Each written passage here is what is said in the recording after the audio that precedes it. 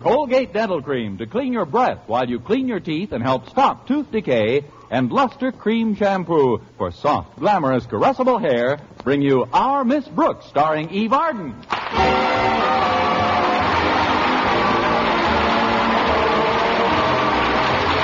It's time once again for another comedy episode of Our Miss Brooks under the direction of Al Lewis. Well, most of us have already made our plans for celebrating Thanksgiving. But our Miss Brooks, who teaches English at Madison High School, hadn't given it much thought up until last Friday morning when she sat down to breakfast with her landlady. Well, it's only 6 more days till Thanksgiving, Mrs. Davis. I can hardly believe it, Connie. A whole year has gone by since last Thanksgiving. Isn't it awful? The years do that every year. It seems like yesterday that I was preparing our last Thanksgiving dinner. We didn't have very much money to spend on our shopping, but we celebrated just the same. Oh, I'll never forget that meal, Mrs. Davis. A whole roast stuffed pepper. I feel very badly about not being able to spend Thanksgiving with you this year, Connie, but I've accepted an invitation from my sister Angela. Oh, that's all right, Mrs. Davis. I'd ask you to join me at her place, but she hasn't been at all well lately. So we're just having the immediate family, my brother Victor and myself. Oh, poor Angela. It seems the older she gets, the more absent-minded she gets. Yes, you mentioned it to me, Mrs. Davis. Lately, she's been worse than ever. Why, sometimes she can be talking right along and suddenly, right in the middle of a sentence... Yes? Right in the middle of a sentence? Right in the middle of a sentence. Right in the middle of a sentence what? Right in the middle of a sentence what? You've been seeing a little too much of Angela. Angela? She's your brother Victor's absent-minded sister. But don't worry about my holiday, Mrs. Davis. I'll get my pearly teeth into something on Thanksgiving Day. How about Mr. Boynton? Yum, yum. Oh, you mean spending the day with him? Well, he hasn't asked me as yet, but I'll toss him a hint at school today. I'm certain that he'll invite you out, Connie, and then you can be sure of your turkey and all the trimmings. I don't know about the turkey, but if Mr. Boynton and I eat out, I'm a cinch to take my usual trimming. Does Mr. Boynton always insist on going Dutch, Connie? I wouldn't say that, Mrs. Davis. It's just a coincidence that I'm buying him a pair of wooden shoes for Christmas. Oh, but why worry about it now? As Madison's star athlete Stretch Snodgrass told me in English class the other day, live good in the present, the future never done nothing to nobody. Oh, Stretch is a nice kid, though. He seemed genuinely concerned about my spending Thanksgiving alone. He told me he would have asked me to his home, but his folks are going out of town for the weekend with the Dentons. Oh, that must be Walter now. He's driving me down to school. Coming, Walter. I'll clear off the table and get started on the dishes, Connie. Say hello to Walter for me. All right, Mrs. Davis. Come on in, Walter. I step over this threshold with fear and trepidation. What do you mean? I am the editor-in-chief of the Madison Monitor. True? True. Well, I made the mistake of letting Stretch Snodgrass set up some of the type yesterday. And he sneaked an item into the personal column that cannot but be a source of great mortification to someone very near and dear to both our hearts. Who? You. Me? None other. I brought a copy with me. Look at this paragraph, Miss Brooks. Let's see it. To who it may concern. That's Stretch, all right. It says, it is pitiful to be alone on Thanksgiving Day. If there is one way how people should show their real Thanksgivingness, it is by sharing their dinner with some poor, unfortunate fellow human person who is alone. Without mentioning any names. Oh, well, that's a relief. Keep reading. Without mentioning any names, if somebody wants to share his or her meal with this lonely human person, all you have to do is walk up and say, you can have Thanksgiving dinner with me, Miss Brooks. Well, Miss Brooks, isn't that awful? Are you going to punish Stretch? I'm not making any snap judgments, Walter. First, let's see if this ad brings any results.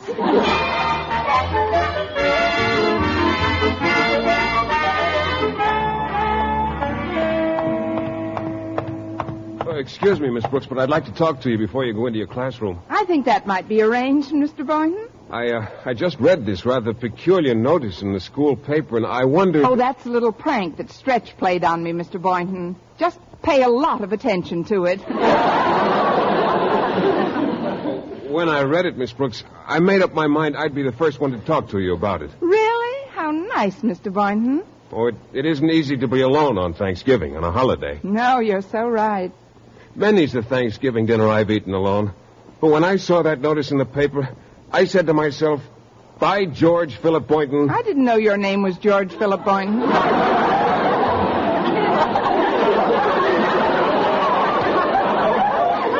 It is, and that's just an expression I use. As I was saying, I said to myself, this is one Thanksgiving you don't have to eat alone. Now, what I want to ask you isn't easy for me, Miss Brooks. Maybe I can help. I promise not to order anything over $1.50. Please continue.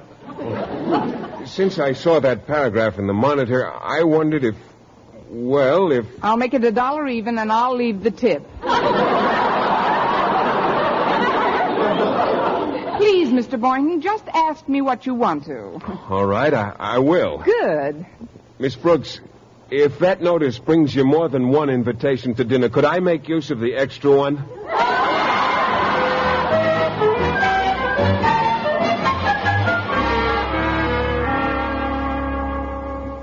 You wanted to see me, Mr. Conklin? Yes, Miss Brooks. Sit down, won't you, please? Take this leather chair by my desk. That's it. Are you nice and comfy? Yes, sir. I'm fine, but how are you? Splendid, thanks. This is the time of year when we should all be imbued with the true Thanksgiving spirit. That's why I've summoned you to my office, Miss Brooks, to tell you that in spite of the inconveniences you have wreaked upon me, I harbor no ill will. Well, that's very nice to hear, Mr. Conklin. I have been the source of annoyance to you on occasion, I suppose, but I am thankful for everything that's happened to me in the past year. Take the time you dropped that typewriter on my toe. I just give thanks that it didn't land higher and fracture my whole foot. That was careful of me, wasn't it? Then when I think back to the time you stepped on my eyeglasses and crushed them, I give thanks that they weren't on my nose at the time. But my main purpose in calling you here is to inform you that I have read the notice in this morning's Monitor. Oh, that's just a joke, Mr. Conklin. It was written by one of the pupils in my English class. Yes, I could tell from its construction. However, I want you to know, Miss Brooks, that I was quite touched by that item. The more so since I, too, will be all alone this Thanksgiving. But what about your daughter and Mrs. Conklin? They're spending the day with Harriet's grandmother, my wife's dear mother. We asked her to join us for the holiday, but she lives almost 100 miles away, and she thinks she's got high blood pressure or something. So nothing would do but that Harriet and Martha visit her. Bless her crotchety old hide. But why aren't you going along? What? Me make a trip like that with my blood pressure? The doctor has absolutely forbidden it. In any event, when I read that notice, Miss Brooks, a thought occurred to me which might make Thanksgiving more enjoyable for both of us. Both of us? Yes. Since we're both going to be alone, I'd like to ask you... that is, I wonder if you'd... what I have to say isn't easy for me, Miss Brooks. Maybe I can help. I promise not to order anything over $1.50. Loneliness can do more to undermine a person's morale than almost anything. And, well, if you'd... that is, if possible... I'll make it $1 and I'll leave the tip. Oh, please don't misunderstand, Miss Brooks. What I want to ask you is... well, if that notice brings you more than one invitation, could I make use of the extra one? Why should you be an exception? Oh, of course, Mr. Conklin. Now, if you'll excuse me, sir, I've got to get to my classroom. Very well, you may go. Be sure and keep me apprised of all results, Miss Brooks. Yes, sir. I'm sure we'll be pelted with turkey dinners. Spirit of Thanksgiving. Are you comfy, Miss Brooks? Take this chair, Miss Brooks. Of all the... Hi, Miss Brooks. I see that you just came out of Daddy's office. Is he very disgruntled this morning? No, Harriet, he's not gruntling any louder than usual.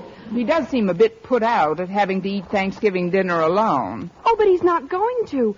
Grandmother's coming down to our place after all. We're going to surprise Daddy. Oh, that should do it. He's so sentimental about holidays. Now he'll be able to do his Thanksgiving carving just like always. It'll be loads of fun. I've already invited Walter Denton over. Good. I can't think of anyone your father would rather carve. I know he's not crazy about Walter, but during the holiday season, Daddy's always a little more mellow. I'm going to do some of the shopping today. Mother gave me $5 for a turkey. That doesn't seem like much, Harriet. How big a turkey are you planning on getting? Oh, just a nice 8-pounder. But will that be enough to go around? Mr. Boynton's a pretty big eater, you know. Mr. Boynton? But he'll be eating with you, won't he? He certainly will. And at what better place could he join me for Thanksgiving dinner than in the warm confines of your cozy dining room? Well, I would like to invite you both, Miss Brooks, but I've only got this $5. That's all Mother said to spend. Tell you what, Harriet, give me the $5 and I'll see that we get a big enough turkey for all of us. Well, if you really want to come, Miss Brooks, I'd certainly like to have you, and I'm sure Mother would, too. But there have been times when you and Daddy... Don't you see, Harriet, if Walter's coming, you'll be doing your daddy a good turn by inviting me. How do you mean, Miss Brooks? With both of us there, we'll be an antidote for each other.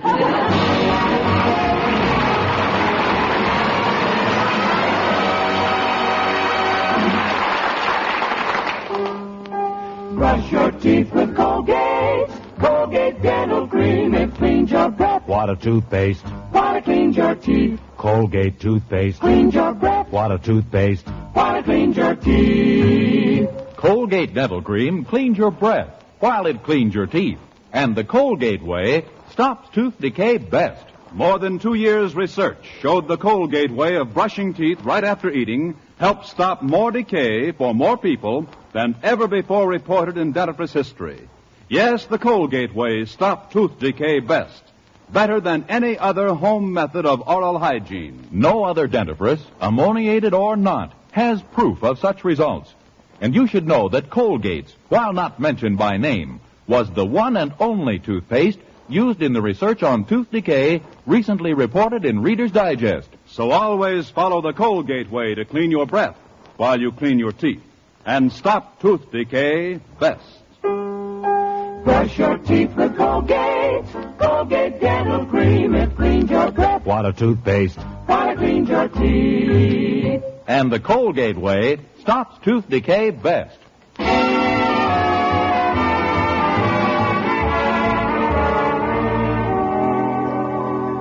Well, when lunch period arrived, as luck and I would have it, Mr. Boynton brought his tray right to my table in the cafeteria.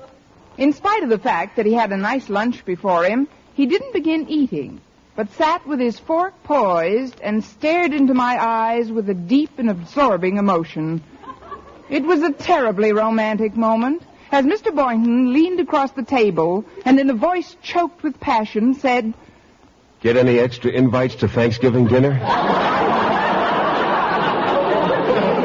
No, and get your fork out of my cottage cheese. Sorry. I was just wondering about that notice in the monitor. Well, you can forget about the notice, Mr. Boynton. I've wangled us both an invitation to join the Conklins for the holiday. Oh, say, that's wonderful. Mrs. Conklin's a fine cook. There's only one catch. We've got exactly $5 with which to buy a turkey that'll feed 6 people. Well, how in the world are we going to do that, Miss Brooks? You and I can chip in another $5 between us. There must be some other way. Well, there isn't. Not unless I put up the entire amount, and I can't unless I pawn my earrings again. Oh, but Miss Brooks... I wouldn't care if I hadn't had my ears pierced. You have no idea how drafty my lobes get in November. Please, Miss Brooks, you won't have to pawn anything. There is a way we can get a good-sized young turkey very reasonably. How? By merely eliminating the butcher. What do we do, buy the turkey from his parents? Don't you see, Miss Brooks, we have to go after a live turkey. Well, they're much cheaper than in the stores. Why, we can probably pick one up for even less than $5. Well, there's nothing to it. Of course not. All we have to do is find a young turkey who hasn't learned the value of money. Once we get a good one, we can kill it ourselves, pluck the feathers, clean it, and dress it. There must be some other way. Believe me, this will work, Miss Brooks. I know a place about 20 miles from here. A fellow named Tobin has a turkey farm. We'll drive out after school and see what he's got. Say, it might be fun at that. A nice drive in the country. Well, sure. The fresh air will be good for all of us. All of us? You, me, and my pet frog, McDougal. Well, he hasn't been at all well lately, Miss Brooks. What's the trouble? He can't seem to sleep. Maybe he reads too late. I mean, where's he been sleeping? Oh, his usual place, on a newspaper in his cage. Well, there's your answer. How can anybody sleep with the news that's in the paper nowadays?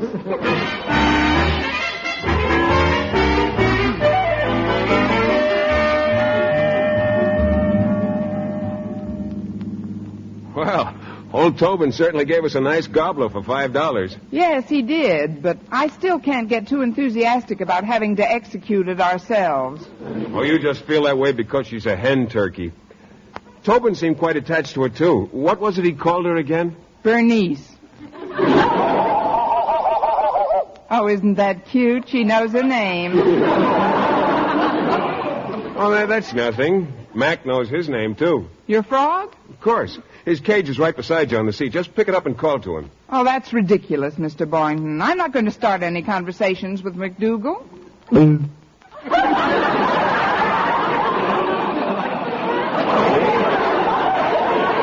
I tell you? Well, if you don't mind, I'm putting him in the back with Bernice. There you go, Mac. You can keep each other company back there. Oh, poor Mac. He's been so apathetic from lack of sleep. He probably won't even notice Bernice. From the saying, like father, like frog. But Bernice is very interested in Mac. Oh, isn't that cute? She's got her head right next to his cage. What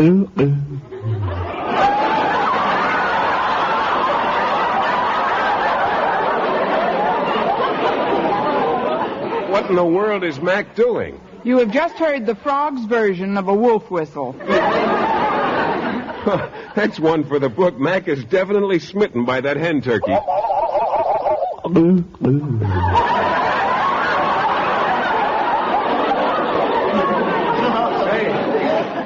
Say, what's going on in the back seat now, Miss Brooks? Something that should be going on in the front seat.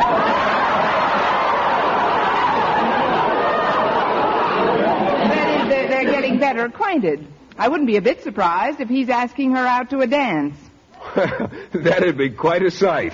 Oh, actually, Bernice is much too tall for Mac. Oh, I don't know.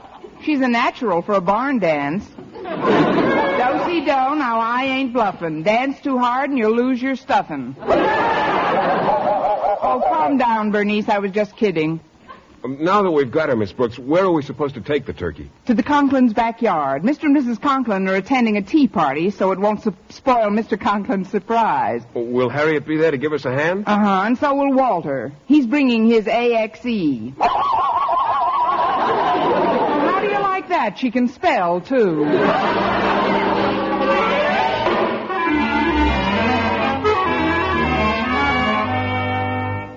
Careful with his crate, Walter. There's a slat loose on the side. Yeah, I got it, Mr. Boynton.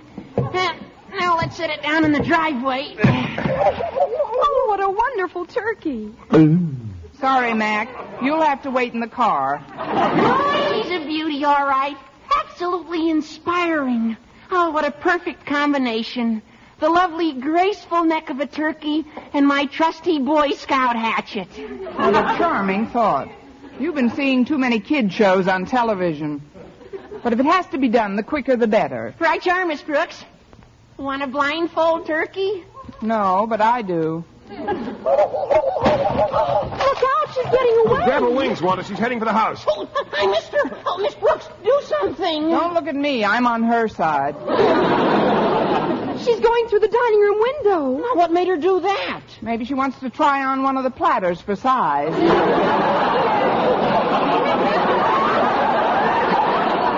We've got to get her out of there before Daddy comes home. We want this to be a surprise. Come on in the side door.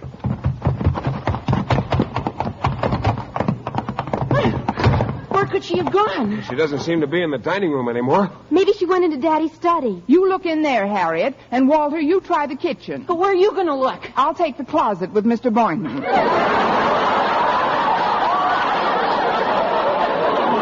You kids go ahead. But, Miss Brooks, you don't think the turkey really went into the closet, do you? Who knows? It shouldn't take us more than 20 minutes to find out. I think the turkey's definitely in this study somewhere. Take a look behind the couch, Walter. Okay, Harriet.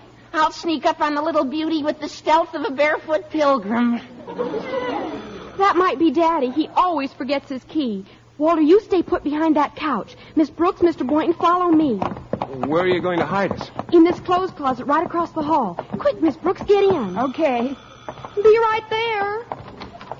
Hello, Daddy. Forgot my key again, Harriet. Where's Mother? She's doing some shopping for tonight. For dinner? Oh, don't mention that word. I ate so much at that confounded tea party that I can hardly breathe. I'm going into my study and lie down on the couch for a while. Oh, but you can't. I mean, well, you know what nightmares you get when you go to sleep after eating. Remember the time you thought there were bats in your bedroom? That was after I saw Lost Weekend. Now, don't fuss around me, child. I can hardly keep my eyes open. But, Daddy, wouldn't the bedroom be more comfortable? I'd never make it up the stairs, Harriet. Just call me in an hour or so, please. Oh, dear. Miss Brooks, Mr. Boynton, come out of the closet. Go away.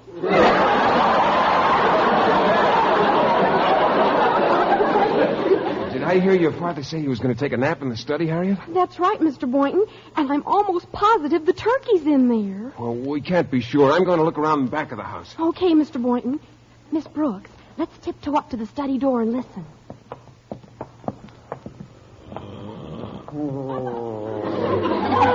He's asleep already, thank goodness. Well, let's open the door then. Take another peek.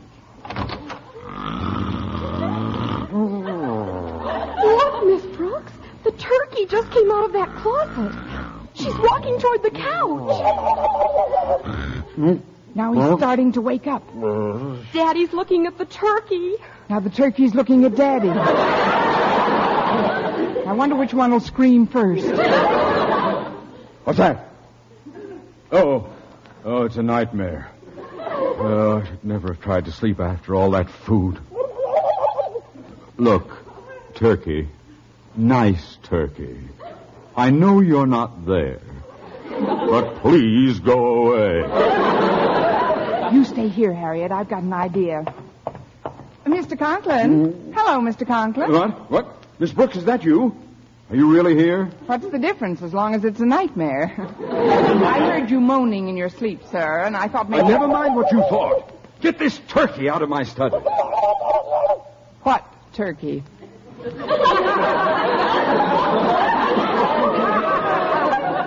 What turkey? What was that? Maybe your dream turkey has an allergy. The turkey just walked out the door. That sneeze came from behind the couch. It's just me, Mr. Conklin. Me and my trusty hatchet. Oh, God! Dream or no dream, boy, there's no reason to go berserk. We've had our differences, surely. But deep down in my heart, I've always had a warm spot for you.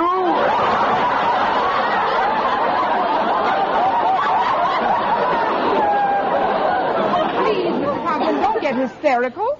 Why don't you lie down and close your eyes? How can I close my eyes with Walter standing over me with a hatchet? Walter? Walter who? If I don't call my doctor when I wake up, I'll never go to sleep again. Oh, well, I might as well relax. That's the idea, Mr. Conklin. Take a nice, long snooze.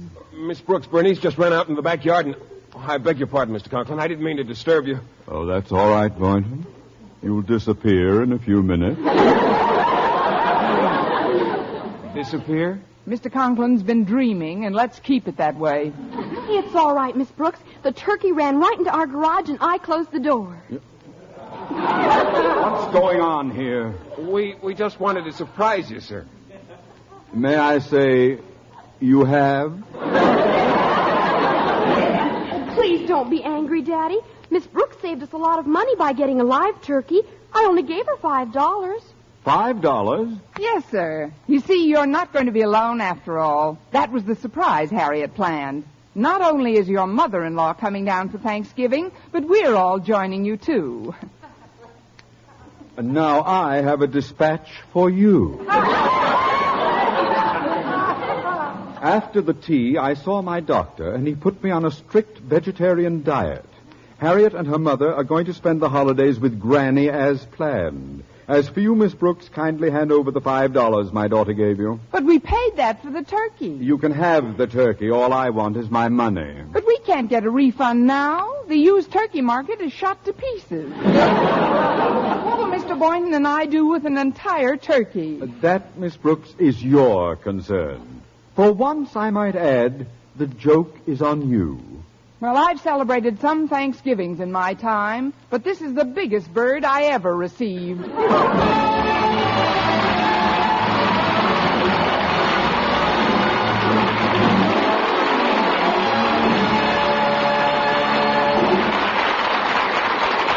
Arden returns in just a moment, but first... Dream girl, beautiful luster cream girl. Tonight?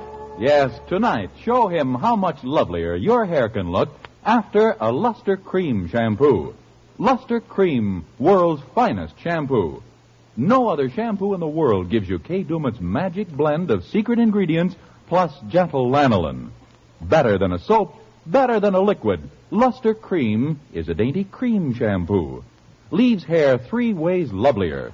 Fragrantly clean, free of loose dandruff, glistening with sheen. Soft, manageable. Even in hardest water, Luster Cream lathers instantly.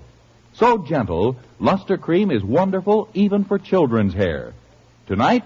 Yes, tonight, try Luster Cream shampoo. Dream girl, beautiful luster cream girl. You owe your crowning glory to a luster cream shampoo. And now, once again, here is Eve Arden. 70 little children in one classroom. That's the kind of critical situation your community faces, unless it can recruit new elementary school teachers immediately. Our increased school population also needs urgently more buildings, more textbooks, more supplies than ever. Better schools make better communities. So for improved educational facilities, join and work with your local civic groups and school boards. For further information, write to the National Citizens Commission for the Public Schools, 2 West 45th Street, New York, 19, New York. Good night.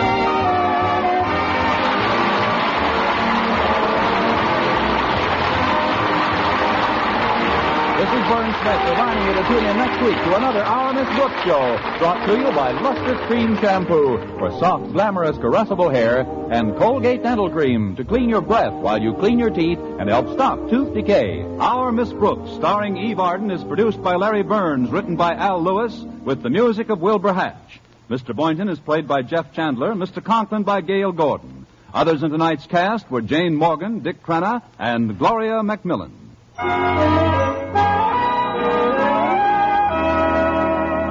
Doctors prove Palmolive soap can bring you a lovelier complexion in 14 days. Yes, 36 leading skin specialists proved in tests on 1,285 different women that Palmolive soap facials using nothing but Palmolive brought new complexion beauty to 2 women out of 3. Just wash your face 3 times daily with Palmolive soap, each time for 60 seconds, massaging Palmolive's beauty lather onto your skin. Then rinse and pat dry. So start your Palmolive facials today. Remember, doctors prove Palmolive soap can bring you a lovelier complexion in 14 days.